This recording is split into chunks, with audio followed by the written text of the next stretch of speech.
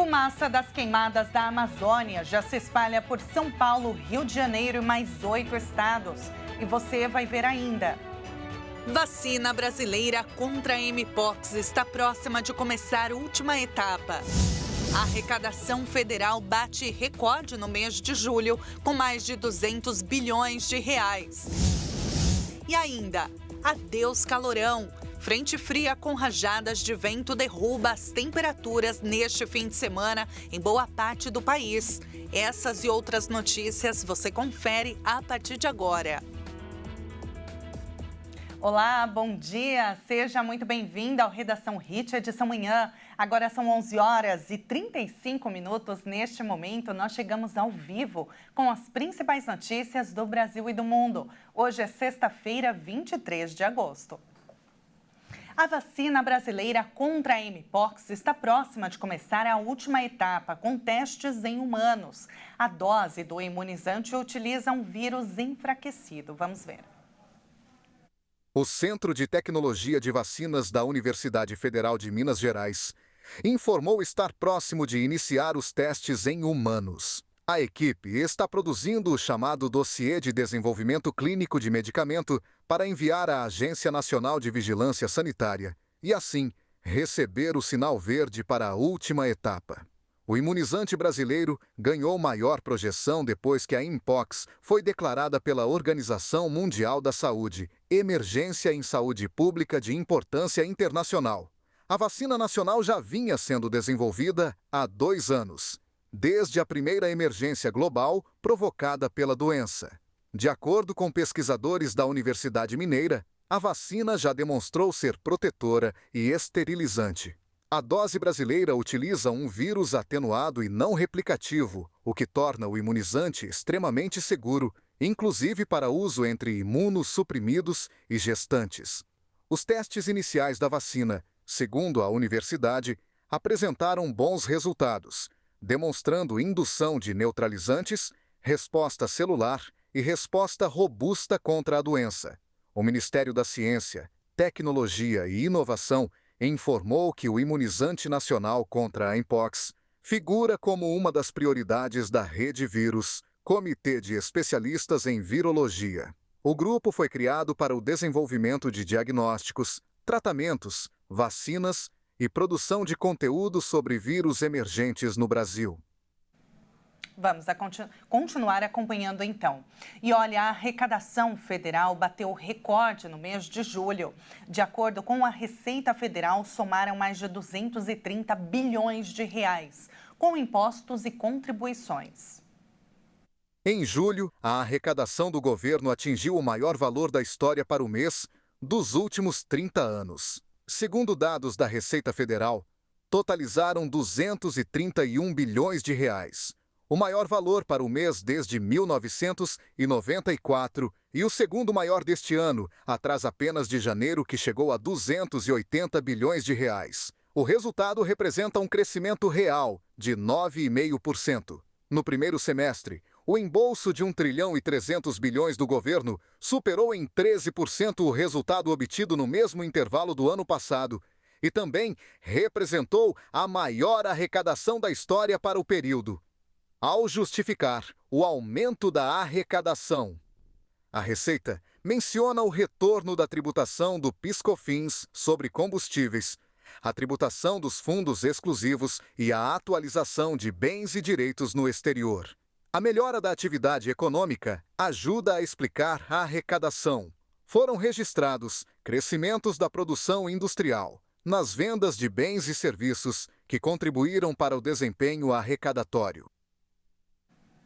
E no Senado Federal, o texto da reforma tributária já recebeu mais de 1.000 sugestões de alteração.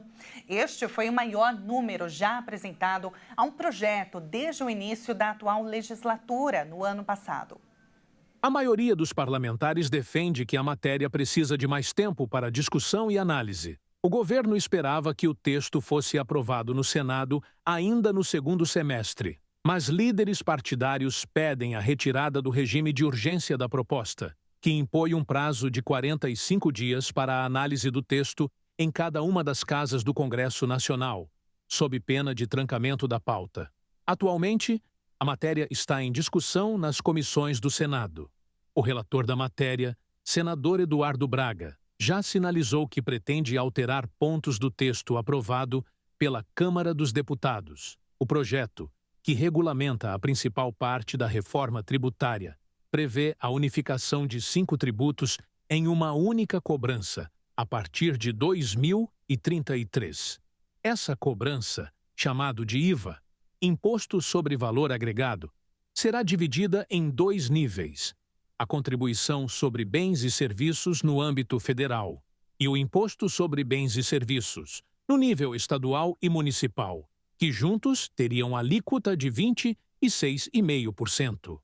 A proposta também define como o imposto vai incidir sobre os alimentos, educação, saúde e segurança. Para a próxima semana, já estão agendadas 2 novas audiências públicas. Uma sobre o impacto da reforma tributária na cadeia produtiva da construção civil e outra sobre tecnologia e inovação na reforma tributária. E agora a gente fala sobre o tempo. Essa onda de calor está com as horas contadas, viu? Uma frente fria vai atingir o Brasil e a partir de hoje pode provocar já ventanias de mais de 70 quilômetros por hora. Vamos acompanhar então a previsão do tempo. As rajadas de vento de 71 a 90 quilômetros por hora devem atingir o litoral norte de Santa Catarina, boa parte do Paraná, sudoeste e oeste de São Paulo e leste do Mato Grosso do Sul. A frente fria prevista para o centro-sul vai derrubar as temperaturas e deve manter os termômetros entre 3 e 5 graus, abaixo da média entre hoje e a próxima terça-feira em parte de São Paulo, Mato Grosso do Sul, Rio de Janeiro, Minas Gerais, Goiás e Mato Grosso. Na região sul e em grande parte do Mato Grosso do Sul, as temperaturas poderão variar entre 5 e 7 graus, abaixo do normal para o mês de agosto. Além do frio, bastante chuva é esperada a qualquer momento do dia, com possibilidade de queda de granizo nessas áreas. Já na costa do Nordeste, é prevista chuva moderada. Rajadas de vento entre 51 e 70 quilômetros por hora devem atingir o norte do Rio Grande do Norte, Ceará, norte e leste do Piauí e norte do Maranhão. No norte e noroeste do Amazonas e centro-norte de Roraima, é esperada chuva moderada a forte com raios e rajadas de vento. Já as áreas do centro-oeste não serão afetadas pela frente fria e a umidade relativa do ar está em estado de emergência, abaixo de 12%. E veja a seguir. Atenção contribuinte, Receita Federal liberada para consulta ao 4º lote da restituição do imposto de renda. Todos os detalhes daqui a pouco, voltamos já já.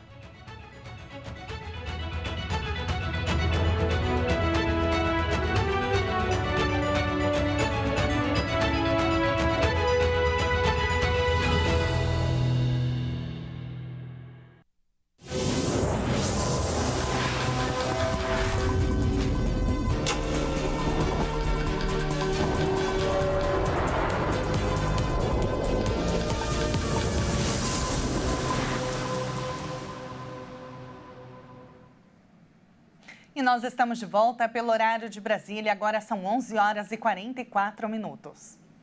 E atenção contribuinte, a Receita Federal abriu hoje a consulta ao 4º lote da restituição do Imposto de Renda Pessoa Física de 2024. Mais de 6 bilhões de reais devem ser pagos no próximo dia 30 de agosto. Neste lote de restituição do imposto de renda, mais de 5 milhões e 300 mil contribuintes vão receber o total de 6 bilhões e 800 milhões de reais. Para saber se teve a declaração liberada, o contribuinte deve acessar a página da Receita na internet, clicar em Meu Imposto de Renda e, em seguida, em Consultar a Restituição. Também é possível fazer a consulta no aplicativo da Receita Federal para tablets e smartphones. Para os contribuintes com prioridade, vão ser pagos 470 milhões de reais. O lote também contempla restituições residuais de exercícios anteriores. de contribuintes que caíram na malha fina e regularizaram as pendências com o fisco. Caso o contribuinte não esteja na lista, deverá entrar no Centro Virtual de Atendimento ao Contribuinte e tirar o extrato da declaração. Se houver pendência, pode enviar a declaração retificadora, corrigindo as informações equivocadas, e esperar os próximos lotes da malha fina. O pagamento da restituição é feito diretamente na conta bancária informada pelo contribuinte na declaração, de forma direta ou por indicação de chave Pix. Se por algum motivo o crédito não for realizado, os valores ficarão disponíveis para resgate por até 1 ano no Banco do Brasil. E agora a gente vai para um destaque internacional. O procurador-geral Tarek William Saab anunciou que foram registradas 2 mortes relacionadas com atos violentos na Venezuela, totalizando já o número de óbitos a 27. Vamos acompanhar na reportagem. Subiu para 27 o número de mortos na crise pós-eleitoral na Venezuela.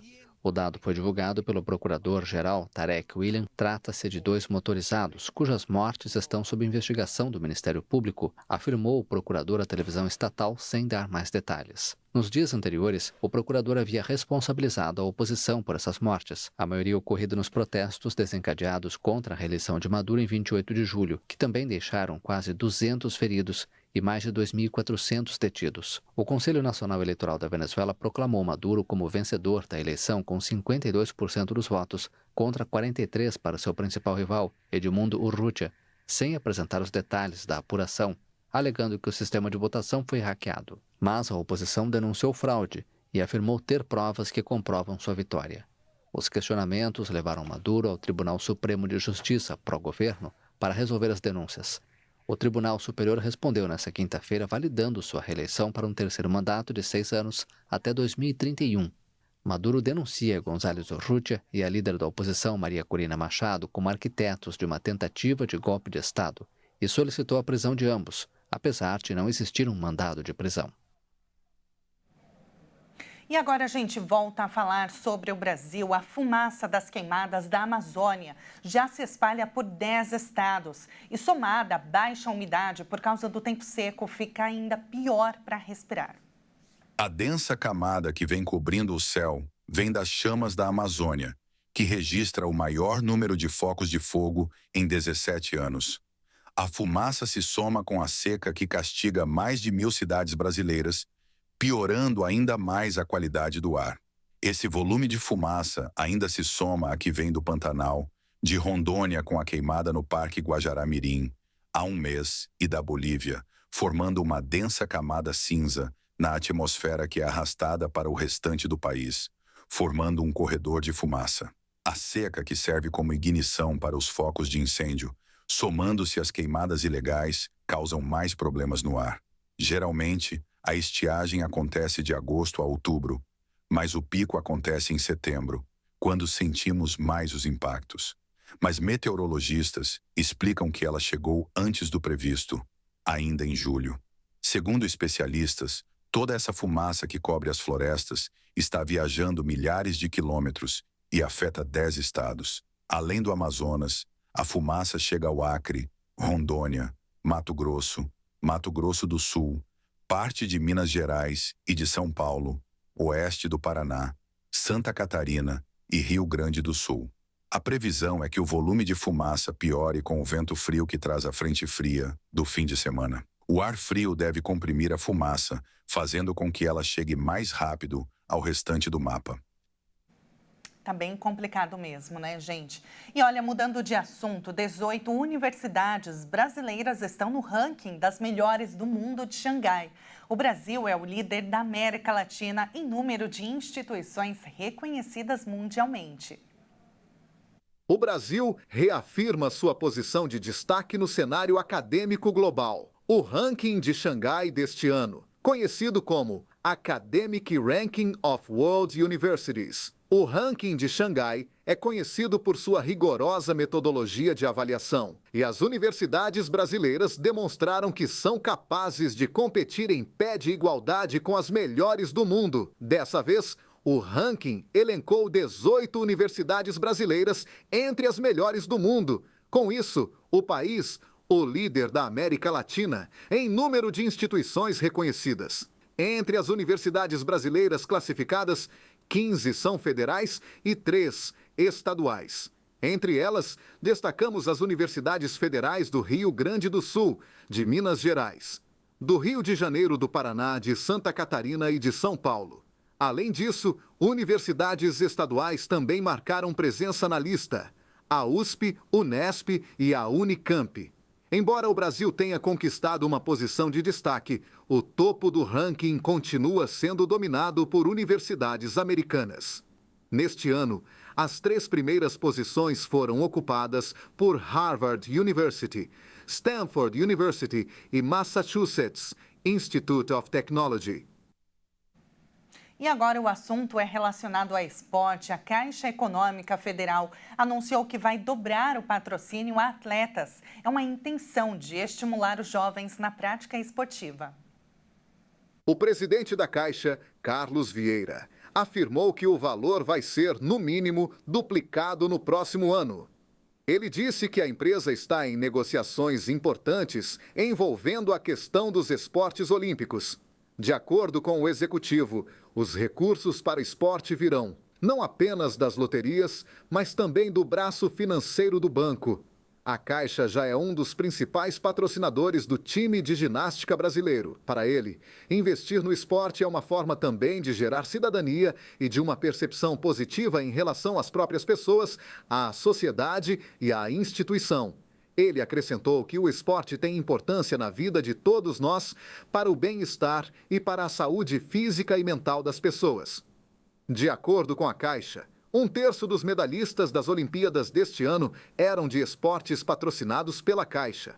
O Brasil encerrou as disputas em Paris com 20 medalhas.